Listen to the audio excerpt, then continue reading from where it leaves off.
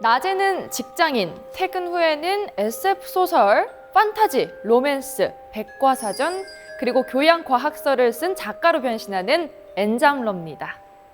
특히 괴물 이야기에 일가견이 있죠. 우리의 역사, 설화, 옛날 이야기에 묻혀있는 괴물을 찾아내서 세상에 대비시키는 그런 역할을 한다고 볼 수 있을 것 같은데요. 그런데 오늘은 이 괴물을 통해서 과학으로 가는 길잡이가 되어주신다고 합니다. 곽재식 작가와 만나봅니다.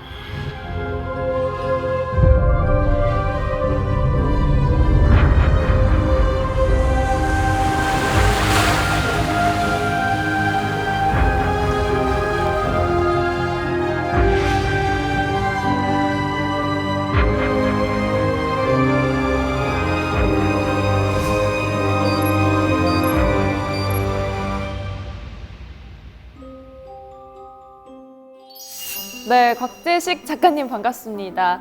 소설가인 동시에 공학 박사님이시잖아요. 그러니까 오늘 이야기와 과학의 만남이 굉장히 기대가 됩니다.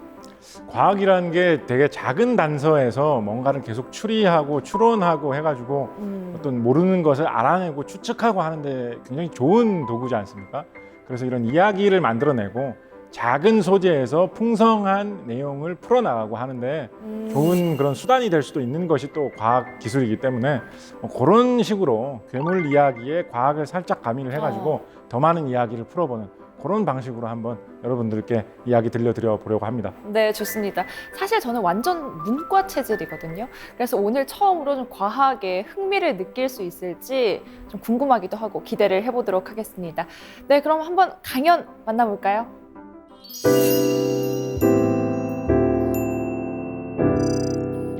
여러분께 한 몇 가지 정도의 괴물과 관련된 이상한 이야기들을 들려드릴 텐데요. 한번 들어보시고 과연 이런 이야기에서 도대체 우리가 얻을 수 있는 게 뭔가, 무슨 생각을 우리가 할 수 있을까 같이 한번 곱씹어 봤으면 좋겠습니다.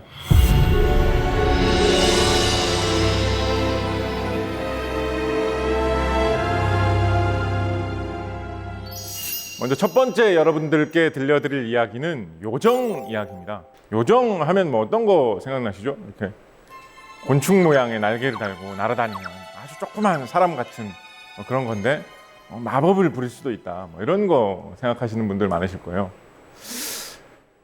오늘의 우리의 이야기는 1917년에 영국의 코팅리라는 어느 마을에서 있었던 한 이야기부터 시작해 보려고 합니다.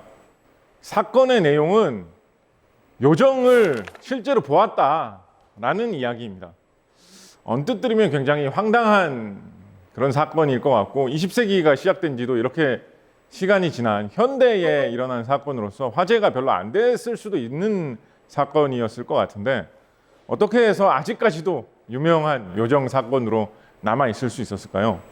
우선 첫 번째 원인으로 생각해 볼 수 있는 것은 영국 사람들이 이런 요정 이야기를 굉장히 좋아한다라는 것입니다.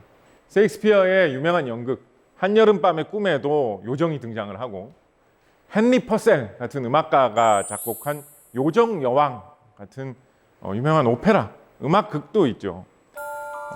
피터팬의 팅커벨을 요정의 대표로 떠올리시는 분도 많으실 텐데 역시 마찬가지로 제임스 매슈벨이라는 영국의 작가가 쓴 이야기에 등장하는 요정이죠.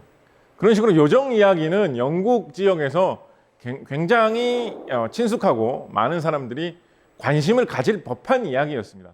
그렇다고 하더라도 하필이면 1917년에 코팅리 요정 사건이 이렇게까지 큰 사건으로 많은 사람들의 관심을 끌었던 것은 여기에 현대 과학기술의 발전에 따른 한 가지 요소가 더해졌기 때문입니다. 1917년이면 우리에게 사진술이 점점 대중화되던 시기였습니다.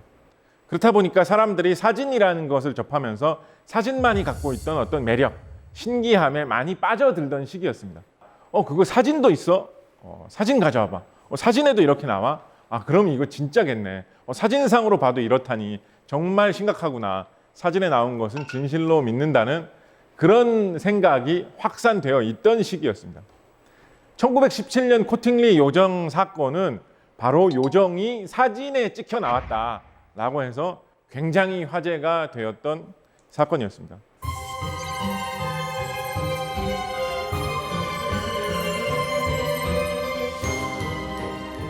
사람들이 이 사진을 보고 굉장히 신비하다고 생각을 했죠. 정말로 우리 전설 속에 내려오던 대로 영국 숲속의 어떤 한 곳에서는 요정이 이렇게 돌아다니고 있는 것일 수도 있겠다라는 생각을 할 정도의 이야기가 되었습니다. 한편으로는 사람들에 따라서는 아니 어떻게 요정이 세상에 있을 수가 있겠느냐. 그리고 1917년이면 이미 생물학계에서 진화론이 자리 잡은 후인데 곤충과 같은 날개를 가진 생물과 사람과 같은 몸을 가진 생물은 이미 계통이 아주 먼 옛날에 갈라졌기 때문에 그런 것을 동시에 갖고 있는 생물이 나타나서 돌아다닐 수는 없다라는 것도 과학적으로 충분히 해볼 만한 의심이었죠. 그래서 사람에 따라서는 야, 이런 황당한 이야기 믿지 마라. 사진이 있다고 해서 무조건 믿을 수 있는 이야기는 아니다. 라고 이 코팅리 요정 이야기를 믿지 못하는 사람들도 어느 정도 생기게 됩니다. 그렇다 보니까 논란도 상당히 뜨거워졌던 것 같아요. 특히 이 코팅리 요정 사건의 핵심은 사진의 요정이 나왔다는 거였잖아요. 그래서 그 사진을 정밀하게 감식해보는 그런 조사도 후에 이루어지게 됩니다. 이미 당시에 사진을 나중에 어떻게 조작을 해가지고 사진에 나온 것을 지운다든가 사진에 없던 것을 나중에 덧붙여서 나오게 한다든가 그런 것을 시도하는 사람들이 있던 시기였거든요. 그런데 그렇게 조사하고 연구해 본 결과 사진을 찍은 후에 조작한 흔적, 찍힌 사진을 나중에 덧칠하거나 지운 흔적 같은 것은 보이지 않는다라는 결론이 내려졌습니다. 그러니까 사진의 신빙성이 더 올라갈 수 있지 않느냐라는 주장을 하는 사람들이 더욱 기세 등등해질 만한 그런 조사 결과였죠. 이 사진의 비밀이 세상에 밝혀진 것은 이 사진 사건으로부터 66년이 지난 1980년대 초의 일입니다. 이 사진을 당시에 촬영했던 그리고 사진의 주인공이기도 했던 당시 사진에 함께 나왔던 그 청소년들이 사진 사건의 진실에 대해서 세상에 알린 것이죠. 주인공들이 밝힌 사건의 진실은 무엇이었느냐? 진실은 사실은 그것보다 훨씬 더 어이없었는데 이 청소년들이 동화책에 나오는 그런 요정 삽화가 그려지는 책에 나오는 그 요정 그림을 잘 오려가지고 사진 모양, 사진에 들어가면 어울릴 만한 크기가 되는 자리에 배치해 놓고 책에서 오려낸 요정 삽화와 같이 사진을 찍었던 것인 거죠. 실제로 당시에 사용한 그 요정 그림하고 동일한 내용이 그려져 있는 책의 출판본이 확인이 돼가지고 이 두 사람의 고백은 사실인 것으로 받아들여지고 있습니다. 처음에는 그냥 장난으로 사진을 만들어가지고 야 이렇게 하니까 진짜 요정하고 같이 찍은 것 같네 재밌다 라는 그 정도 생각으로 사진을 만들었었는데 그게 퍼져나가면서 사람들 사이에 너무 큰 화제가 되고 나중에는 굉장한 논란으로 이게 번지게 되고 이것에 대해서 진지하게 연구를 하고 탐구를 해서 책으로 쓰는 사람들도 나오고 할 지경에 이르니까 너무 겁이 나가지고 진실을 고백하지 못했다라고 설명했다고 합니다. 이런 식의 요정 이야기는 이후에도 종종 화제가 될 때가 있었죠. 이후에도 내가 숲속에서 진짜로 요정을 본 것 같다. 요정 비슷한 것을 내가 분명히 만난 것 같다라는 이야기들이 왕왕 나왔습니다. 작가님, 사실 요정하면은 굉장히 작고 예쁘고 저는 딱 팅커벨이 좀 떠올라요. 우리나라에는 요정이 뭐 있었을까요? 우리나라에는 그런 비슷한 게 있었다라는 전통이 그렇게 강했던 것 같지는 않아요. 말씀하신 뭐 유럽권이나 이런 데 비해서는. 그렇지만 그래도 의외로 우리나라의 옛날 기록 중에 보면 각가지 별 희한한 다양한 형태의 뭐 귀신, 괴물 이런 것들에 대한 이야기가 많이 있거든요. 그래서 굳이 찾아보자면 약간 요정 느낌을 주는 이야기들도 없지는 않습니다. 생각을 해보면 한 두세 가지 정도 생각해 볼 수는 있을 것 같아요. 그나마 좀 비슷한 느낌이 있는 이야기로는 저는 삼국유사에 나오는 해통이라는 어떤 스님이 굉장히 어떤 그런 신기한 기술, 신통력 같은 것을 갖고 있어가지고 많은 사람들을 구해줬다라는 이야기에 나오는 한 대목이 생각납니다. 이 이야기 중에 보면 이 해통이라는 이 스님이 워낙 그런 신비한 기술을 많이 갖고 있으니까 중국 당나라의 어떤 공주가 아플 때에도 이 스님을 불러가지고 좀 치료 좀 해주시오라고 부탁을 했다라고 하는데, 이 스님이 보니까 당나라의 공주가 용이 하늘을 날아다니는 이상한 상상 속의 동물 용이 있잖아요. 그 용이 이상하게 서려가지고 용의 귀신 같은 게 막 깃들었다든가 뭐 그랬던 것 같아요. 그 공주의 병을 치료하기 위해서 어떻게 하느냐? 콩을 한 줌을 주워가지고 뭐 이런 신비로운 신통력을 발휘하면서 콩을 쫙 뿌렸더니 콩 중에 흰 콩은 하얀색 갑옷을 입은 병사가 되고, 콩 중에 까만 콩은 검은색 갑옷을 입은 병사가 돼가지고 아주 작은 병사였겠죠. 콩이 병에서 병사가 됐으니까 그거를 흑갑신병, 백갑신병 뭐 이런 식으로 기록해서 이야기하고 있는데, 콩이 변한 병사들이 공주의 몸에 깃들어 있던 용을 물리쳐줬다. 그러니까 공주의 병이 나았다. 뭐 이런 이야기가 있습니다. 뭔가 이렇게 신비한 힘을 가지고 있고 크기가 작고 이런 면에서 요정 이야기가 조금 비슷한 것 같기는 하죠, 그죠? 요정 이야기하고 좀 더 비슷한 좀 신기한 이야기로는 조선시대의 기재잡기라는 기록에 나오는 또 다른 이야기도 있습니다. 이 이야기는 이순몽이라는 인물이 어느 날 밭에서 일을 하다가 갑자기 이상한 걸 봤다라고 하는데, 그런 둥근색 공 모양의 불덩이가 자기 쪽으로 날아다니고 돌아다니는 것 같아가지고 너무 이상해가지고 자세히 살펴봤더니 그 안에 조그마한 사람 모양 같은 게 들어있더라는 거예요. 한 가지 재미있는 것은 그 사람 모양의 모습을 머리가 누른색, 그러니까 황색이고 노란색에 가깝고 눈은 파란색이었다라고 묘사를 하고 있더라고요. 그리고 양손에 뭔가 칼 같은 거를 들고 있었는데 그 칼에 약간 낫 같은 모양의 그런 식의 날이 달려있는 그런 무기 같은 거를 들고 있었다. 그리고 그게 돌아다니면서 뭐 이상한 현상, 예를 들면 뭐 비바람이 불고 번개가 친다라는 듯한 그런 이상한 현상이 생겼는데, 이 이순몽 이분은 거기에도 크게 겁먹지 않고 유연하게 대처했다. 뭔가 친근하고 우리에게 도움을 주고 마법으로 뭐 사람에게 뭐 약간 장난을 친다든가 이런 친근한 느낌의 요정 이야기에 비해서는 뭔가 약간 사악하고 무서운 느낌을 준다는 면에서 이 기재잡기 속에 나오는 이 파란색 눈이 형형하게 빛났다라고 하는 이 이야기 속에 이상한 것이 요정하고 닮았으면서 다르다는 느낌도 듭니다. 공교롭게도 머리카락이 누른색이었고 눈이 파란색이었다라는 것은 이 유럽의 백인 그 인종의 모습을 나타내는 면하고 좀 겹치는 측면도 있어가지고 뭔가 요정 이야기가 어떻게 흘러 조선에 들어와가지고 이런 이야기가 생겼을까? 뭐 그런 생각도 하게 되는 재밌는 면이 있기는 하죠. 실제로 요정 이야기는 어떻게 해서 탄생을 했을까요? 도대체 뭘 보고 사람들이 애초에 요정이라고 생각을 했고 나중에 사람들이 요정 이야기를 지어낼 만한 그런 원인이 되는 것이 숲속에 무엇이 있었기 때문에 이렇게 널리 요정 이야기 혹은 요정과 비슷한 것에 대한 이야기들이 많이 나와 있는 것일까요? 일단 곤충과 비슷한 모양으로 날아다니는 것이다 보니까 곤충을 보고 잘못 생각해가지고 요정이라고 생각할 수도 있지 않을까? 그런 생각 해볼 수 있을 것 같습니다. 나방이나 나비 종류 중에는 유독 날개가 굉장히 큰 것들이 있죠. 예를 들어서 우리나라에서 산에서 쉽게 목격되는 긴 꼬리 산누에 나방 같은 나비 경우에는 주로 초록색인 경우가 많은데 날개가 굉장히 크고 아주 크게 날아다녀가지고 사람이 보면 깜짝 놀라게 만들 정도로 아마도 숲속에서 이런 큰 나비나 나방을 잘못 본다면 신비로운 생물로 착각을 할 수도 있다라는 생각을 해봅니다. 특히 옛날 사람들은 산에서 직접 뭔가를 채취해가지고 먹을 때가 많이 있었잖아요. 산나무를 캐 먹는다든가 유럽 같으면 산에 열린 열매 같은 거를 산 열매를 따먹는다든가 이런 일이 굉장히 많이 있었죠. 산에서 이런 식으로 캐서 먹을 수 있는 것 중에 또 한 가지 생각해 볼 수 있는 게 바로 버섯도 있습니다.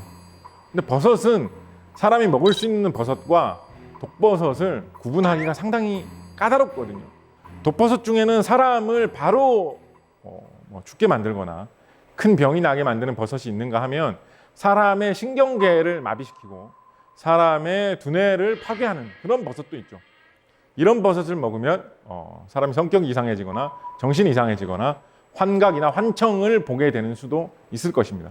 그렇다면 영국이나 유럽에서 숲속에 버섯을 따러 갔던 사람이 잘못된 버섯을 먹고 환각을 보던 와중에 하늘을 날아다니는 커다란 곤충을 보고 사람처럼 생긴 요정이 나에게 말을 걸어온다. 나를 공중으로 날 수 있도록 마법을 걸어준다. 그런 식의 꿈 같은 환각을 겪었고 그것을 요정 이야기로 착각했을 가능성은 다분하다라는 생각도 해볼 수가 있겠죠. 그러면 과연 곤충이 아니지만 날아다닐 수 있는 그런 생물들 중에 사람의 형체와 좀 가까운 것, 사람의 모습으로 착각할 수 있는 것이 무엇이 있을까 좀 생각을 해본다면 저는 박쥐를 꼽을 수 있다고 생각을 합니다. 박쥐는 포유류 동물로서 곤충에 비해서는 사람과 굉장히 가까운 동물이죠. 눈이 있고 코가 있고 입이 있고 팔다리가 있고 머리가 있는 모양, 배가 있고 뱃속에 심장과 장기가 있는 이 모든 구조는 사람과 박쥐는 매우 비슷합니다. 곤충에 비하면. 더군다나 박쥐는 포유류 동물 중에서 굉장히 작은 편에 속한다라는 그런 특징도 갖고 있습니다. 게다가 과일 박쥐 종류의 그런 박쥐들을 가만히 보시면 얼굴의 모습이나 이런 것들이 박쥐라고 해가지고 그렇게 징그럽기보다는 같은 포유류 동물인 만큼 약간 개 비슷하기도 하고 고슴도치 비슷하기도 한 좀 그런 친근한 얼굴을 가진 형태의 그런 박쥐들도 없지 않아 있습니다. 인도 이런 지역에는 물론 크기는 좀 큽니다만 플라잉 폭스, 날아다니는 여우라고 해가지고 얼굴 모습이 좀 여우처럼 생긴, 그러니까 좀 더 개처럼 생긴 그런 느낌이겠죠. 그런 식의 박쥐가 있기도 합니다. 그래서 제가 박쥐에 대해서 조금 더 생물학적인 내용을 더 찾아보니까 공교롭게도 더욱더 요정과 통하는 재미난 사실이 있었습니다. 대부분의 동물들은 작을수록 수명이 짧고 덩치가 클수록 수명이 길다라는 특징이 있습니다. 다람쥐, 생쥐 이런 동물들은 짧으면 1, 2년, 길어봐야 몇 년 정도가 수명이라고 하죠. 그런데 그에 비해서 코끼리 이런 동물들은 수십 년 정도를 수명으로 헤아리고 그린란드 상어 같은 동물은 수백 년을 수명으로 헤아린다라고 합니다. 박쥐는 아까 말씀드렸던 대로 크기가 굉장히 작다라고 했잖아요. 근데 박쥐는 크기에 비해서 굉장히 오래 사는 이상한 특징을 갖고 있습니다. 박쥐 중에 나이가 40세가 넘은 박쥐가 발견된 것 같다라는 학계 보고도 있었거든요. 조사를 해보니 박쥐는 다른 포유류 동물과 달리 노화에 있어서 굉장히 강한 그런 특이한 특성이 있다라고 합니다. 그러니까 잘만 키운다면 만약에 어떤 병이라든가 외부의 공격, 굶주림 이런 것으로부터 보호를 해주면서 사람처럼 이렇게 잘 먹고 잘 살게 해준다면 늙지 않고 영원히 살 수도 있지 않을까 싶은 동물이 박쥐라는 거죠. 마치 이런 점은 요정과 비슷하지 않습니까? 더군다나 그렇게 오래 살면서 건강하게 지내려고 하다 보니까 박쥐의 몸은 각종 외부 바이러스에 굉장히 강한 그런 이상한 특징을 가지고 있다라는 그런 점도 눈에 띄는 특성입니다.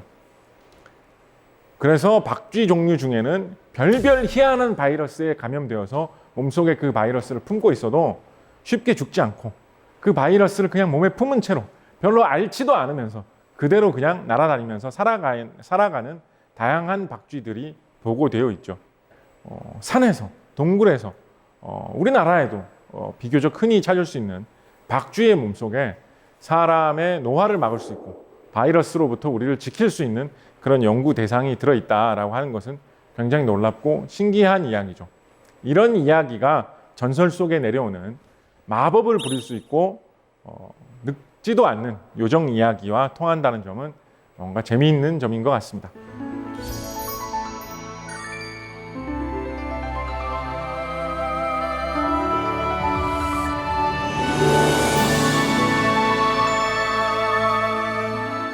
다음으로 여러분께 들려드릴 이야기는 흰 여우 이야기입니다. 하얀색 여우 이야기를 해보겠다는 거죠. 한국에 예로부터 내려오는 괴물 이야기라고 하면 여러분 구미호 이야기를 생각하시는 분들이 굉장히 많을 거예요. 그런데 제가 괴물에 대해서 이런저런 기록을 찾아보고 조사를 하고 하면서 느낀 거는 뭐냐면 구미호 이야기가 지금 우리에게 굉장히 친숙하고 많이 널리 퍼져 있는데 비해서 옛날 기록 속에는 구미호 이야기가 상당히 드물다라는 것입니다. 18세기 이전의 구미호 이야기는 정말 한두 개, 굉장히 손에 꼽을 정도로 기록된 이야기들이 적습니다. 중국의 예로부터 내려오던 고전으로 산해경이라는 책이 있죠. 이 책에는 구미호라는 꼬리 9 달린 여우가 있어가지고 뭐 이상한 뭐 그런 특성을 가지고 있다라는 이런 내용이 기록되어 있는데, 그렇다 보니까 중국에도 구미호라는 것이 예로부터 많이 알려져 있었고, 우리나라에도 구미호라는 게 그런 게 있다, 중국의 산해경이라는 책에 구미호라는 게 나온다라는 사실은 많이 알려져 있었던 것 같습니다. 일본 같은 경우에는 구미호가 굉장히 무서운 그런 악귀, 악당으로 나오는 그런 이야기들이 상당히 많이 유행했던 기록들이 보이거든요. 그에 비해서 조선시대 기록을 보면 구미호 이야기가 나오는 사례라고 해봐야, 예를 들어서 조선왕조실록 이런 데서 구미호 이런 걸로 검색을 해보면 이제 서로 벼슬아치들이 서로 다른 소속의 선비를 비판하는 그런 글에서 저 사람은 정말 나쁜 사람이다, 구미호처럼 나쁜 사람이다라고 그런 식으로 말하자면 어떤 욕을 할 때 쓰는 그런 말 속에서나 단편적으로 등장할 뿐, 구미호에 관한 전설, 이야기는 의외로 굉장히 찾아보기 힘듭니다. 그래서 제 생각에는 19세기 이후에 좀 가까운 시기에 구미호 이야기는 좀 빠르게 퍼져나갔던 것 같고, 어쩌면 이런 일본이나 중국에서 전해진 이야기, 소설들의 영향을 받았을 수도 있는 것 같습니다. 지금처럼 구미호가 우리나라의 대표적인 괴물 이야기로 널리 자리 잡은 것은 아마도 20세기 후에 인쇄매체, 또 텔레비전, 영화 이런 것을 통해서 구미호 이야기가 재밌다, 우리 방송국에서도 구미호 이야기 하나 또 만들어서 보내자, 그런 사이에 불과 몇십 년 사이에 자리 잡은 이야기로 보입니다.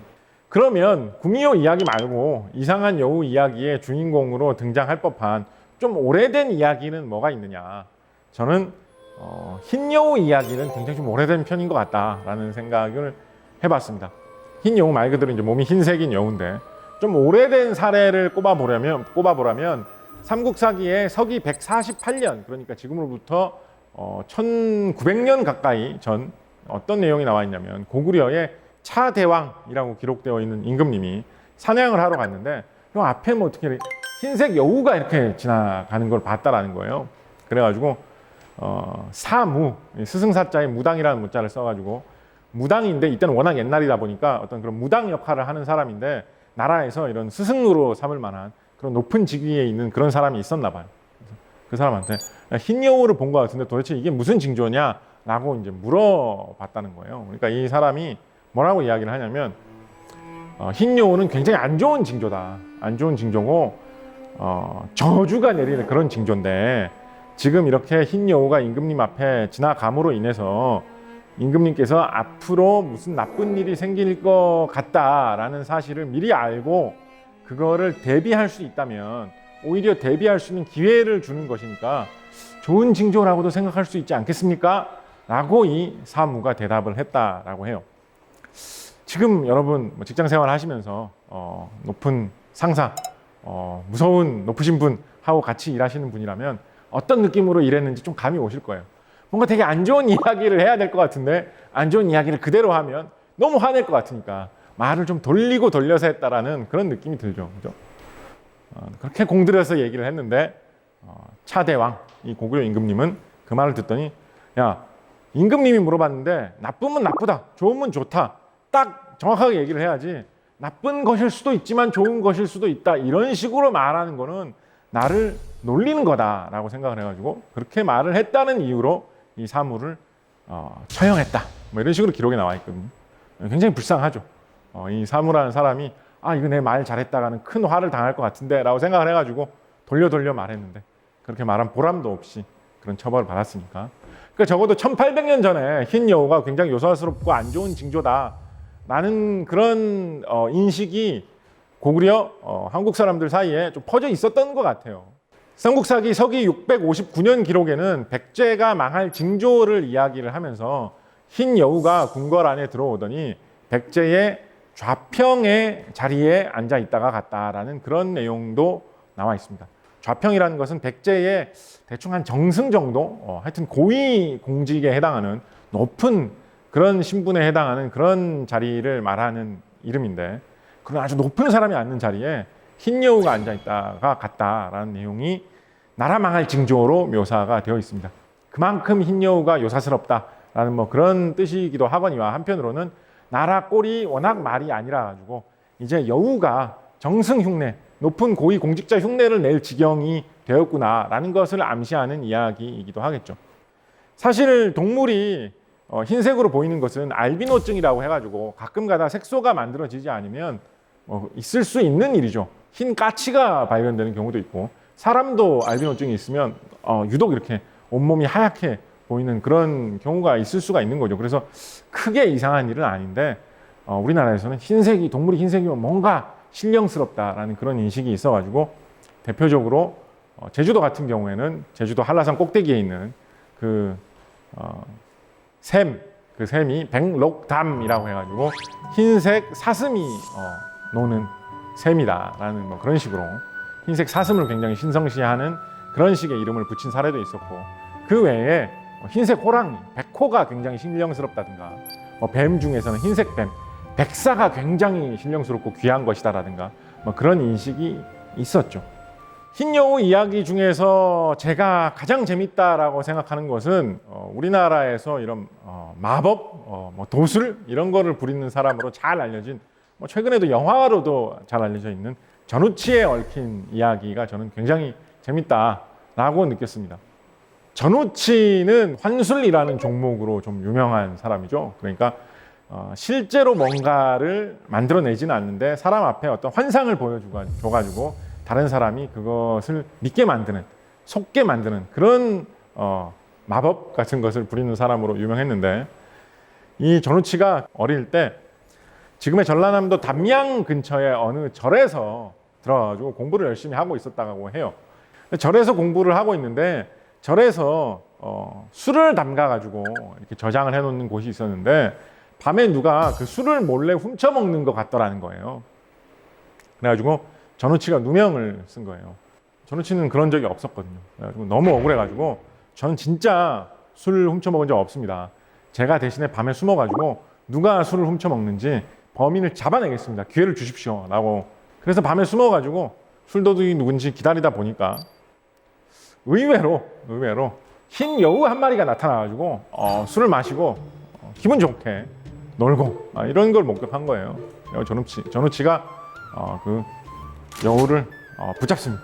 흰 여우를 붙잡아가지고 너 이 자식 사람이 담가놓은 술 마음대로 훔쳐먹고 너 때문에 내가 누명 쓰고 너 이거 안 되겠다 이렇게 하니까 여우가 제발 좀 살려달라고, 흰 여우가 여기 이런 데 아니면 내가 어디서 뭐 술 한잔 하겠냐고 이렇게 막 빌고 하는데 그래도 전우치가 안 놓아주니까 흰 여우가 잠깐만 그러면 요거 한번 보시라고 하면서 책을 하나를 꺼내줍니다.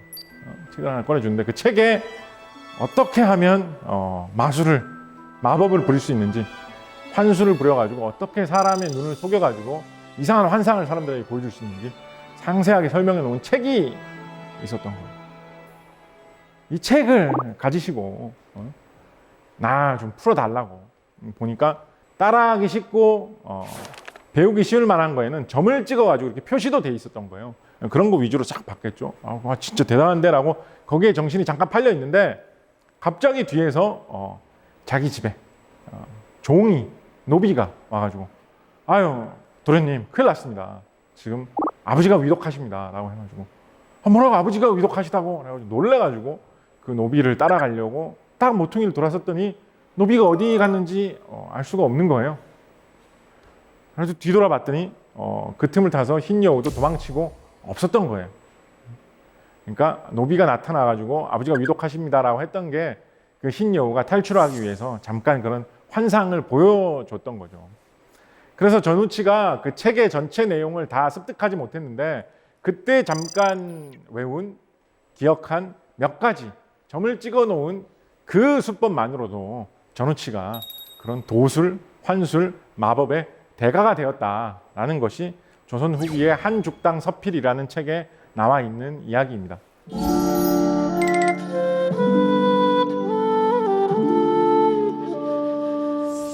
요즘 한국의 어떤 판타지적인 소재, 환상물의 원천이 될 수 있는 한국적인 소재, 한국의 전통이라고 하면 한 90년대 이후로 좋게 한 20년 이상 동안, 30년 동안 저승을 소재로 한 그런 이야기들이 굉장히 많았던 것 같아요.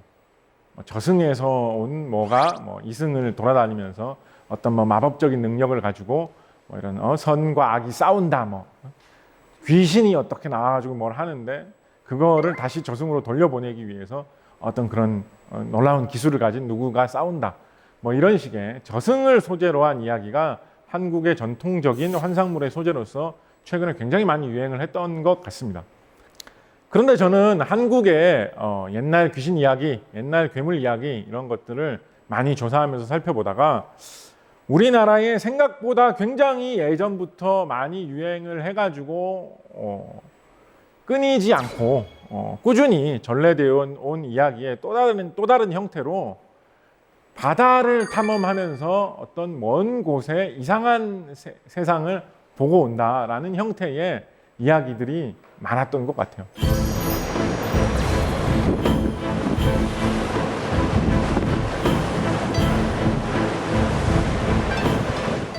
조선 중기를 대표하는 대표적인 이야기책인 어우야담, 유몽인 선생이 쓴 어우야담 같은 경우에는 어떤 식의 이야기가 있냐면 폭풍우 때문에 바다를 오랫동안 떠내려가서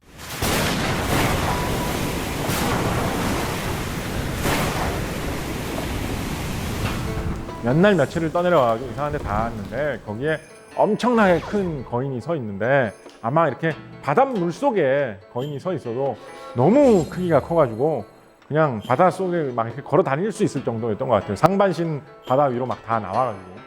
근데 그 우뚝 선 모습이 너무 커가지고 하늘을 찌를 듯이 컸다, 이런 식으로 묘사가 돼 있는데, 그런데 그 거인이 사람을 막 공격해가지고 사람을 위협하니까 그 배에 타고 있던 사람들이 도끼로 거인이 손을 뻗을 때마다 찍어가지고 겨우겨우 물리치고 벗어나서 탈출했다, 이런 식의 이야기가 있고, 유만주라는 사람이 쓴 통원고라는 그런 글에 보면 그 기문이라는 한 절에 어떤 사람이 비슷하게 폭풍에 휩쓸려 가지고 어떤 외딴 바다 한가운데 섬에 갔더니 거기에 굉장히 큰 거인이 살고 있었는데 거인이 눈이 하나밖에 없더라. 그런 무서운 괴물 같은 거인이 있었다라는 그런 식의 이야기도 있습니다. 이런 이야기는 오디세이아 같은 그리스 로마 신화 계통의 이야기에 나오는 유럽권에서 굉장히 유행했던 거인 이야기, 퀴클롭스 이야기 이런 거하고 통하기도 해가지고 좀 신기하기도 하죠. 그리스에서 유행했던 퀴클롭스 이야기가 흘러 전해져서 조선시대에도 비슷하게 유행을 한 걸까라는 생각을 하게 할 정도로 이런 식으로 다양한 거인 이야기들이 여러 시대에 걸쳐서 유행한 바 있습니다.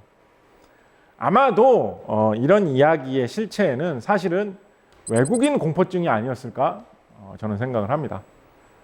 외국하고 교류가 많지 않던 시기에 옛 사람들이 바다에서 폭풍우 때문에 떠내려 가가지고 언어도 안 통하고 생긴 모습도 다르고 옷을 입고 있는 방식도 다른 이상한 외국 사람들을 갑자기 만났을 때 놀란 거죠. 두려움에 빠지고.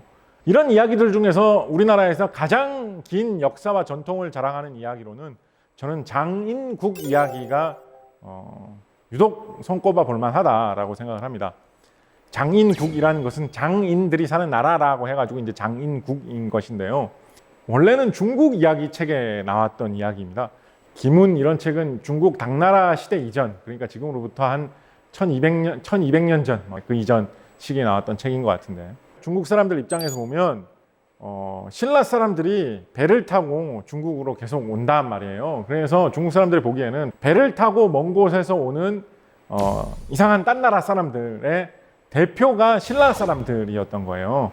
그래서 이 시대 이야기 중에 보면 신라 사람들이 배를 타고 바다를 돌아다니면서 별별 희한한 이상한 나라들을 돌아다녔다라는 식의 상상력이 가미된 이야기들이 왕왕 있습니다. 장인 이야기도 아마 그런 분위기에서 중국 사람들에게 수집된 이야기 같습니다. 여기는 뭐라고 되어 있냐면 신라의 근처에 어디 외딴 곳에 가면 동쪽으로 좀 묘사가 되어 있는 경우가 많은 것 같아요. 이 장인들이 사는 나라가 있는데 이 장인들은 온몸이 검은 털로 뒤덮여 있고 이빨은 톱니같이 뾰족뾰족하고 손톱은 갈고리처럼 무섭게 생겼다. 그리고 덩치가 엄청나게 크다. 음식을 요리를 해서 먹지 않고 막 잡아가지고 생으로 뜯어먹는 아주 무서운 종족들이다. 그래서 신라 사람들은 이런 종족들이 쳐들어오지 못하도록 철관이라는 거를 지어가지고 거기서 철저하게 신라 병사들이 수비를 하고 있다더라는 게 이 중국 사람들 기록에 남아있는 장인국 이야기입니다. 이 이야기는 신당서라는 중국의 역사책에도 옮겨져서 기록이 됐고요. 예를 들어서 삼국사기 같은 고려시대에 나온 삼국시대 역사책에도 이 장인국 이야기가 짧게 언급이 되어 있는데, 물론 삼국사기에는 이런 식의 이상한 이야기가 있는데 이런 거는 아무리 봐도 그냥 헛소문인 것 같으니까 신라에 어디 아무리 신라 근처에 어디 외딴 섬으로 간다고 한들 이런 이야기가 어디 있느냐, 이런 건 헛소문이니까 믿지 마라 라는 식으로 실려 있기는 합니다만, 그래도 그런 이야기가 실려 있다는 걸로 봐서는 그만큼 널리 퍼져 있던 이야기라고 생각을 해볼 수가 있겠죠. 조금 더 이야기를 파고 들어가가지고 약간 과학, 기술 이런 분야하고 하나 좀 엮어가지고 생각을 해보면 실제로 이런 거인 같은 것들이 있었을까? 정말로? 라는 생각 해볼 수 있겠죠. 지금으로부터 한 100만 년 전에서 10만 년 전으로 추정되는 시기에 살았던, 지금은 멸종돼서 살고 있지 않는 기간토피테쿠스라는 것이 있었다라고 합니다. 피테쿠스니까 원숭이 종류, 원숭이와 닮은 종류 이런 뜻으로 쓴 말이겠죠. 아마도 그런 것보다는 약간 좀 유인원, 오랑우탄 이런 것과도 좀 통하는 식의 그런 동물이었던 것 같은데, 굉장히 거대한 영장류 동물이었다라고 합니다. 키는 한 3m 정도가 되지 않았을까 추측하고 있었고, 몸무게는 많이 볼 때는 몸무게가 500kg이 넘었을 것이다. 0.5톤 정도가 됐을 것이다. 라고 보고 있기도 합니다. 최근에는 좀 더 정밀하게 조사가 되면서 그렇게 크지는 않았을 것이다 라고 생각하고 있기도 한데, 이 동물의 화석이 발견된 지역이 하필 중국, 베트남 같은 아시아 지역이라고 합니다. 그러니까 어디까지나 상상이고 그냥 지어내 본 이야기입니다만, 만약 아주 먼 옛날 이 기간토피테쿠스 중에 살아남았던 몇 안 되는 무리가 어디 산속 깊은 곳, 섬 외딴 곳에 한두 마리, 세네 마리 마지막으로 살아남아 있었다면, 그것을 신라 사람들 혹은 신라 사람들의 먼 조상들이 목격을 하고 거인들이 사네, 엄청난 무서운 거인 같은 괴물이 사는구나, 이런 이야기를 남겼고, 그것이 전래돼서 장인국 이야기 같은 것이 될 수도 있지 않았을까라는 생각을 해볼 수도 있겠죠. 그렇지만 어디까지나 상상 속의 이야기에 불과합니다만, 조금 더 상상이 아니라 현실적으로 좀 더 생각을 해볼 만한 것은, 도대체 이 거대하고 무섭게 생긴 아무도 위협할 수 없었을 것 같았던, 키 3m에 달했을 수 있을지도 모른다고 생각하는 이 거대한 짐승이 왜 멸종했을까? 뭐가 그렇게 살기 힘들고 누가 공격했기에 멸종했을까라는 이야기입니다. 아직까지 과학적으로는 답은 나와 있지 않지만, 사람들이 생각하는 몇 가지 시나리오 중에는 사람 또는 사람은 아니더라 하더라도 우리 사람의 조상이 되는 다른 그런 동물의 등살에 못 이기고 멸망했던 것이 아닐까라는 그런 추측도 일부 나오고 있습니다. 조금 더 상상의 나래를 펼쳐보자면 정말로 사람과, 예를 들면 신라 시대 사람들하고 이 기간토피테쿠스 혹은 기간토피테쿠스는 아닌 장인이라고 묘사될 수 있는 어떤 커다란 거인족 생물이 신라의 어느 한 귀퉁이에 살고 있었다라고 해봅시다. 이 거인족은 왜 도대체 멸망했을까요? 왜 신라 사람들에게 밀려서 망했을까요? 우리가 쉽게 생각해 볼 수 있는 거는 아무래도 사람이 머리가 제일 좋은 생물이니까 지능이 떨어져가지고 이 거인 종족은 망했겠지라고 생각해 볼 수 있는 게 쉽게 떠오르는 생각입니다. 그런데 함부로 그렇게 속단을 할 수가 없는 것이, 거인이었다면 뇌도 컸을 거 아니에요. 사람 못지않게. 그렇죠? 물론 뇌가 크다고 무조건 더 똑똑한 것은 아닙니다만, 사람보다 몇 배나 더 큰 그런 뇌를 갖고 있는 그런 생물이라면 지능이 낮았다라고 또 단정할 수도 없는 거죠. 그렇죠? 그러니까 이 거인족이, 장인들이 신라 사람들보다 지능이 더 떨어져서 멸망했다 라고 단정하는 것은 그렇게 옳은 생각은 아닐 수도 있습니다. 저는 이 이야기를 계속 생각을 해보다가 어디까지나 제 상상입니다. 이 장인들은 싸우면 무조건 신라 사람들을 이길 수 있고 물리칠 수 있기 때문에 열심히 잘 싸워가지고 신라 사람들을 물리치고 이렇게 하면 신라 사람들이 백날 덤벼도 우리는 절대 지지 않는다. 우리 장인들의 나라를 유지할 수 있다 라고 하면서 그러고 살았을 겁니다. 신라 사람들로서는 저런 엄청난 거인들하고 우리가 힘으로 싸워서는 도저히 이길 수 없다 라고 생각을 했을 겁니다. 그래서 다른 방법을 개발했겠죠. 아마도 신체의 능력을 활용하지 않고도 거인들을 제압할 수 있는 신무기를 만들거나 여러 사람이 협동을 해가지고 한 마리에 한 명의 장인을 제압할 수 있는 새로운 전술을 개발하기 위해서 노력을 했을 것입니다. 그렇다 보니까 힘이 세고 이빨이 날카로운 것만 믿고 무기를 개발할 필요가 없었으니까 무기를 개발할 생각을 하지 못했던 장인들은 결국은 갖가지 무기를 개발하고 갖가지 전술을 개발하는 신라 사람들을 이길 수 없었을 수밖에 없겠다. 그러다 보면 장인들은 서서히 신라 사람들에게 뒤져서 멸망할 수밖에 없겠다 라는 이야기를 상상해 볼 수 있겠죠. 어디까지나 상상입니다.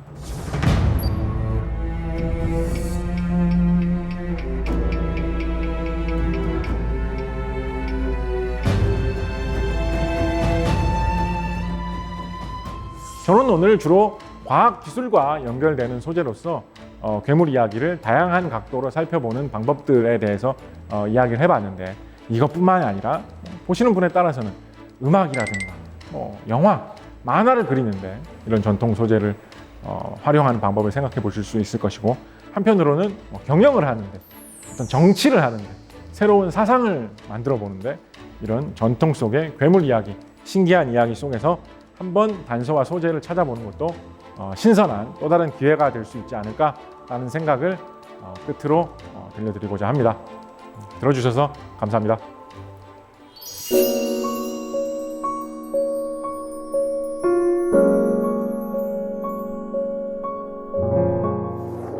네, 강연 잘 들었습니다. 제가 어릴 때 할아버지한테 옛날 이야기 들었을 때처럼 정말 빠져들어서 강연을 들었는데 이 괴물이라는 문을 통해서 우리가 과학이랑 조금 더 가까워질 수 있는 그런 시간이 되지 않았나 싶어요. 그렇죠. 괴물 이야기하면 뭐 종교적인 것 쪽으로 연관시키시는 분들도 많고 또 무서운 이야기고 하니까 어떤 공포, 무서움 이런 쪽으로 연결시키는 경우도 많은데 의외로 이런 과학기술 쪽으로 이야기를 연결시켜서 좀 이렇게 살펴봐도 또 이야기가 다른 각도에서 재밌어지는 그런 측면도 많이 있다는 그런 것도 한번 생각해 보시면 좀 더 생각이 풍부해질 수 있는 그런 계기 될 수 있을 것 같습니다. 네, 좋습니다. 사세계 공동체 여러분께서 미리 보내주신 질문이 있다고 하는데요. 한번 만나볼까요? 네, 김진희 씨의 질문입니다.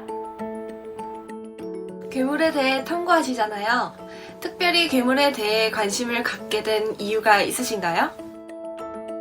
2006년, 2007년 그때쯤이었던 것 같아요. 벌써 뭐 10년 이상 막 이렇게 지났네요. 그래가지고 옛날 소설 같은 것 중에 좀 이렇게 재밌는 소재가 될 만한 거 없을까라고 생각을 해가지고 옛날 이야기책, 옛날 기록 이런 것들을 좀 찾아가지고 소재를 찾기 위해서 좀 보기 시작했습니다. 근데 보다 보니까 거기에 들어있는 괴물 이야기 같은 것들이 좀 재밌는 게 좀 눈에 많이 들어오더라고요. 그래가지고 그런 것들만 좀 뽑아서 이렇게 정리를 해놨는데 그것만 따로 빼가지고 아예 인터넷 웹사이트 같은데 이런 식의 우리나라 옛날 뭐 기록, 옛날 이야기 책 중에 괴물에 관한 소재들이 여러 가지가 있다. 여러분들도 뭐 이야기 만들 때나 소설 쓸 때 한번 활용해 보시라라고 하면서 인터넷에 공개를 해가지고 올렸어요. 그런데 의외로 그걸 좋아하시는 분들이 굉장히 많으시더라고요. 그게 반응이 좋았나 봐요. 네, 그래서 지금은 뭐 그런 걸로 책도 뭐 몇 권 내고 하는 식으로 괴물 이야기에 빠져 있는 사람이 되었죠. 정말 우연한 기회가 작가님을 괴물에 빠지기까지 만들었던 것 같습니다. 그렇습니다. 네, 그럼 다음 질문도 한번 만나볼까요? 유기태 씨의 질문입니다. 요즘 좀비에 대한 드라마가 많은데요. 한국 괴물 중에 영화로 성공할 만한 괴물이 추천해 주신다면 어떤 괴물이 있을까요? 한국 괴물 중에 영화로 성공할 만한 괴물을 추천해달라는 그런 질문이었습니다. 어떤 괴물이 있을까요? 제가 비슷한 질문을 받으면 항상 꺼내는 이야기가 있는데요. 우리나라 옛날 기록에 조선시대 후기 기록에 굉장히 많이 나오는 괴물로 강철이라는 것이 있습니다. 강철. 요즘에는 깡철, 깡철이 이런 식으로 부르기도 하는데 이게 그 조선 후기 사람들 사이에서는 어떤 괴물의 대표 같은 걸로 어느 정도 인식되고 있었던 그런 면이 있었던 것 같아요. 심지어 속담 중에서도 강철이 간 곳은 가을도 봄과 같다 이런 속담이 있었다라고 해요. 그럼 강철이 조선시대 괴물을 칭하는 용어 같은 거였어요? 그러니까 강철이라는 어떤 특정한 그런 괴물이 있었다라고 생각하는 것 같아요. 아. 강철이 간 곳은 가을도 봄과 같다라는 말은 뭐냐면 가을이면 이제 추수를 해가지고 되게 넉넉한 시기여야 되는데 네. 강철이 나타나면 농사를 다 망치게 돼가지고 오. 봄처럼 아무 곡식이 없는 상태가 된다. 이런 뜻으로 쓰던 말이죠. 그래서 기록 중에 보면 용하고 비슷한데 몸에 털이 나 있다. 이런 식으로 돼 있는 기록도 있고 용하고 비슷한데 말처럼 생겼다. 소처럼 생겼다. 이런 식의 기록도 많이 있는데 공통점은 뭐냐면 하여튼 이게 나타나면 농사를 망친다는 거예요. 어떤 기록에는 큰 가뭄이 많이 들어가지고 농사를 망친다라는 설도 있고 어떤 기록에는 갑자기 비바람이 몰아치고 폭풍우가 몰아쳐가지고 농사를 망친다라는 식의 이야기도 있거든요. 그러니까 이 농사가 잘못되면 조선시대 사람들로서는 산업이 농업밖에 없으니까 큰일 나잖아요. 그쵸. 그러니까 그런 자연재해가 일어나면 농사가 망하는데라는 그 걱정이 강철이라는 어떤 이 괴물로 이렇게 좀 형상화돼가지고 많은 사람들이 믿었던 것 같아요. 깡철이라는 거는 오늘 지금 작가님도 처음 들었어요. 네, 그래서 뭔가 이거를 소재로 재밌는 거를 누군가 만들어 주시면 좋을 것 같고요. 괴물이 나타나서 도시를 습격하는 이런 이야기인데 그게 200년 동안 잠들어 있던 조선의 강철이다 이런 식의 이야기도 좀 재밌을 것 같고 그런 것도 한번 저는 기대를 해봅니다. 그러네요. 이 깡철이 과연 영화로까지 발전이 될 수 있을지 기대를 해보도록 하겠습니다. 네, 오늘 강연 잘 들었습니다. 작가님 고맙습니다. 감사합니다.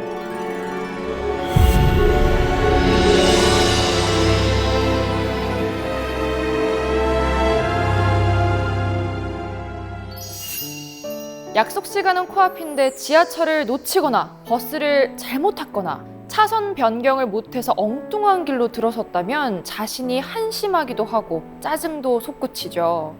이럴 때 스페인 집시들은 알레그리아라고 외쳤다고 합니다.